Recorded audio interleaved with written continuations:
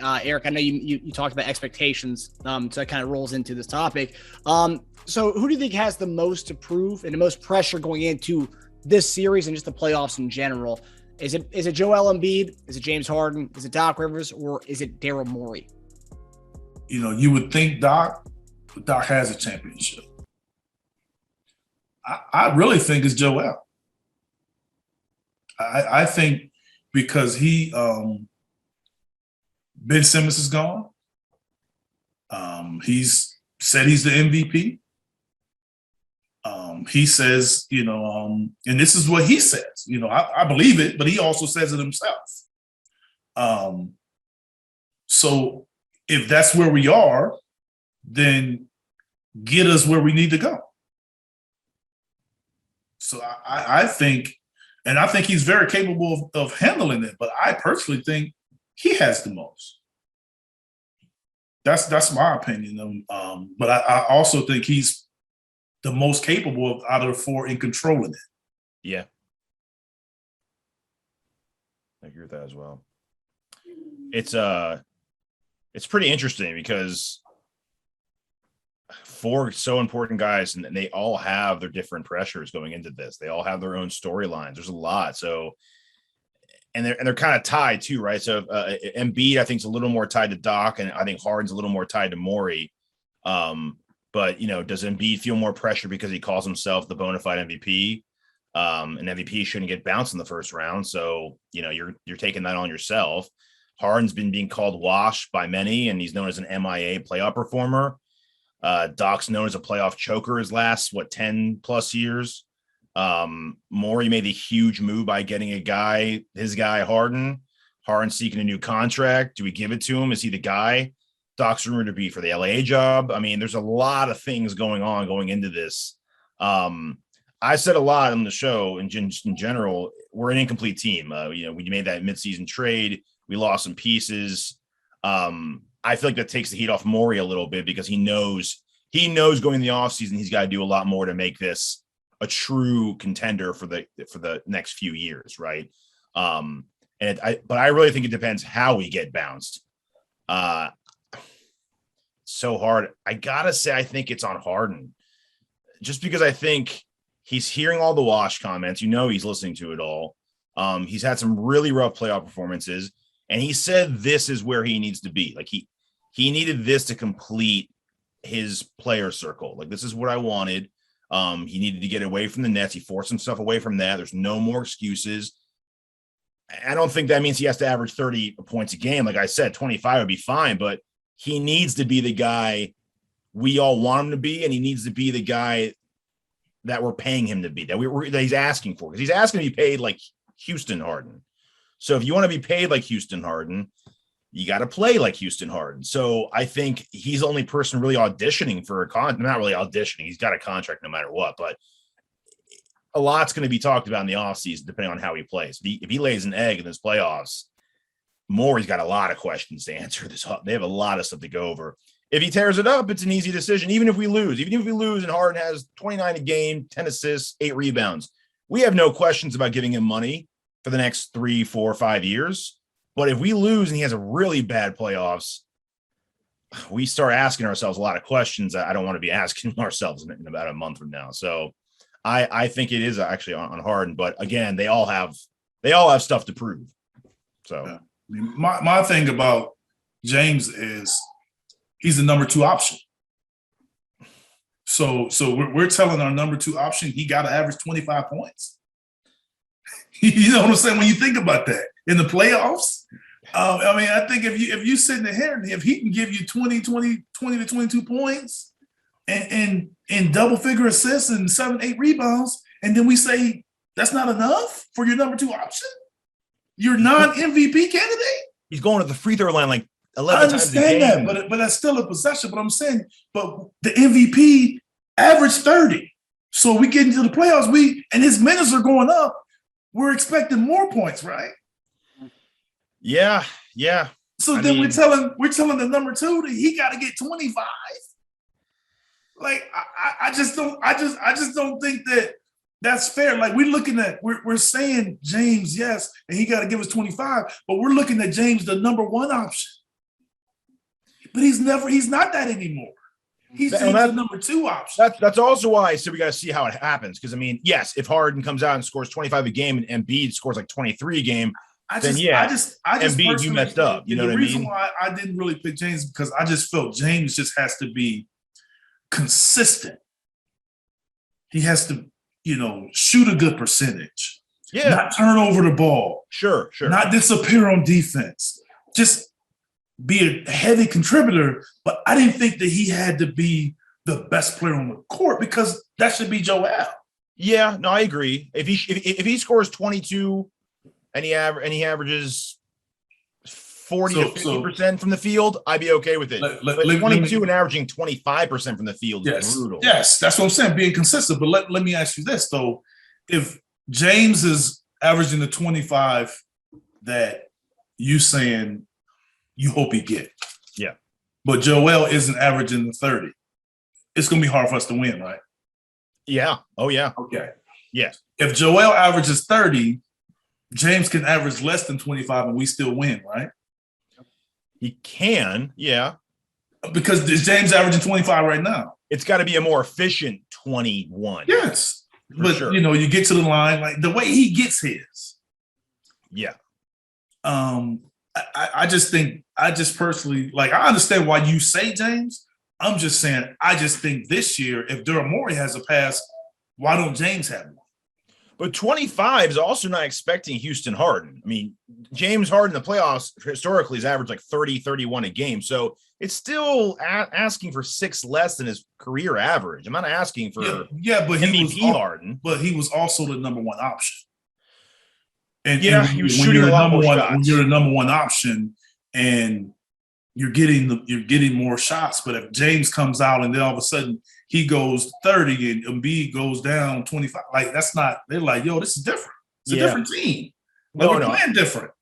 I agree. I just don't see how we're expecting Joel to take it up a notch and then James to take it up a notch to 25 too. I just don't see how you're able to do that in the playoffs where it's fewer possessions, most likely. It's fewer possessions and the game slows down a little bit.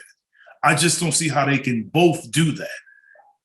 I mean, if you just take what Harden's been doing the past month for us and gave him like 1 or 1.5 more shot makes a game, he's averaging that 25. So he's just shooting really poorly. If he just shot, like I get like if, and I just think if he shoots a higher percentage, but then we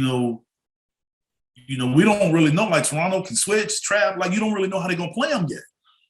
Yeah. So and then we still have Tobias. You know what I'm saying? Like we still expect that. You still got other guys that need shots and need to perform, and the opportunities got to be there. I just know when the playoff games start, that game is going to slow down. Those possessions are going to be shorter. Smaller. Like you're not going to have as many possessions, and you're not going to have these games where people are scoring 120, 130 points. It's just not going to happen. You may have a game like series. It's if you look at the history, it's the score. Because people are locked into what people. You don't have to game plan. The Knicks, and then you play the Raptors. You game planning for one team, and everybody's on the schedule. It's not we played last night. They played 3 nights ago. Everybody's on the same because you know their sets. You got your game plan. So it's about taking care of the basketball, making sure you get that rebound, knocking down the open shots, being consistent with your game plan. If you're forcing them left, sticking with them left. If you're gonna trap, you like being able to execute that plan, and that makes it harder and tougher to score.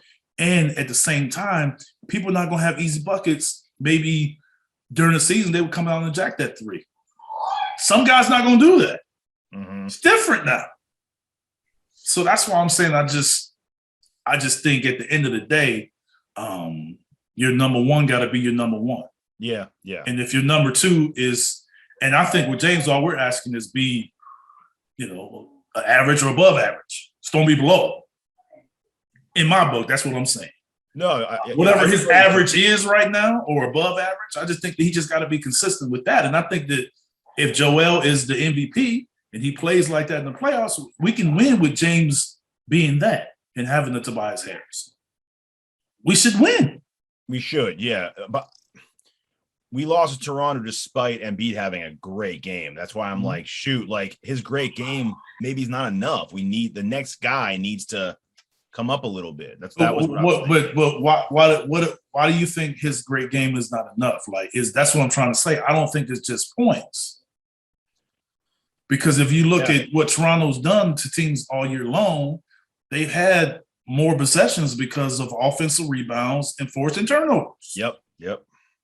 And so that's how so you can score, but if they're getting 10 plus more shots than you or something like that, like I think it was like the biggest difference in like 20 some years. Yeah.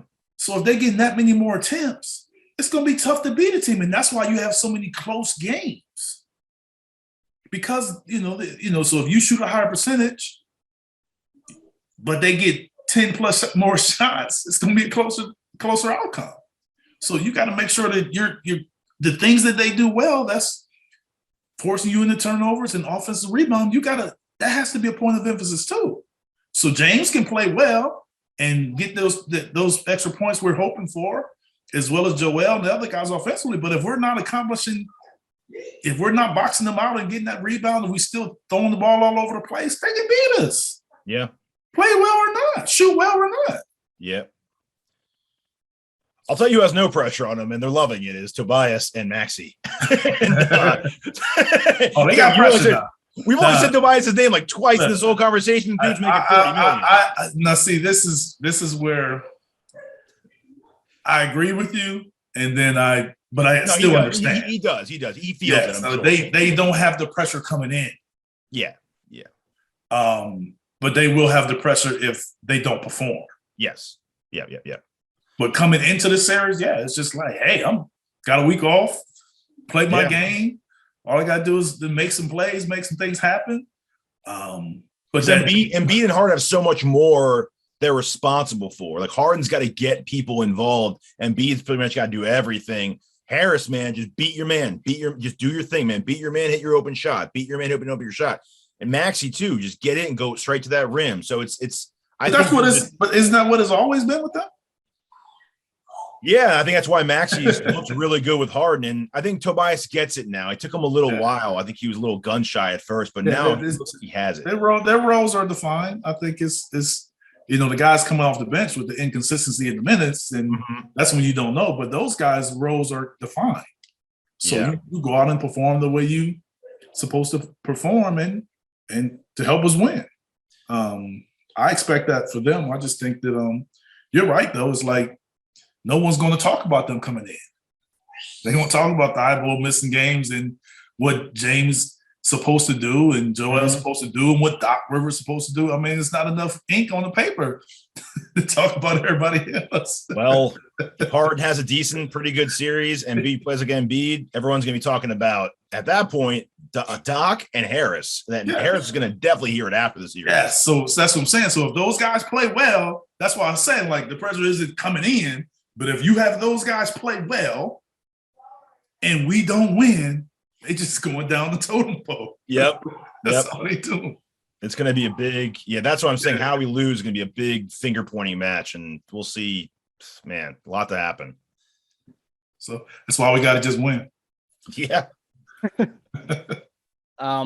I would just say based on, it's my quick opinion here, just based on what I've been seeing the whole year on who's on the biggest shit list as far as Sixers fans, and especially Sixers Twitter, probably be Doc Rivers. So I would say biggest pressure is that. I would say Doc. So getting past where we were last year, I think it's a win. It takes pressure off him in that respect from the Sixers fans. We talk about Harden. I know I was watching First Take earlier. Stephen A. Smith said the pressure's all on James Harden, and second was Daryl Morey. He cited both those two. But, we traded Ben Simmons, who hasn't even played with the Nets. We're pretty much a zero from a guy, and we're getting Harden. Any production to Harden is better than we would have had if Simmons was still on this roster, taking up a roster spot, playing or not playing. he wouldn't be playing right now if he was still on a roster. So Harden's giving us something we didn't have before. So that's why I would say Harden's not really, for me at least, it's the pressure's not on him that much. I think Doc's on the bigger right now in the bigger hot seat about anybody else, I would say. Because I think we traded all those assets to get Harden. Harden's staying even if he has a poor series. I mean, let's be real about it. We're not going to re-sign him. Yeah, at this point, I don't think it's even an option. But losing Curry and Drummond hurt because we wouldn't be having all these backup 5 conversations if we still had Drummond. That'd be done. And Curry would be another guy shooting over 40% who's wide open for threes. That's my incomplete roster argument. Like, we need to fill those holes that we have. We have holes. We do. Yeah. So. Yeah, but to echo Stephen A. Smith, I don't think Mike D'Antoni is the answer, but that's a problem for another day. So we'll move on to the next topic.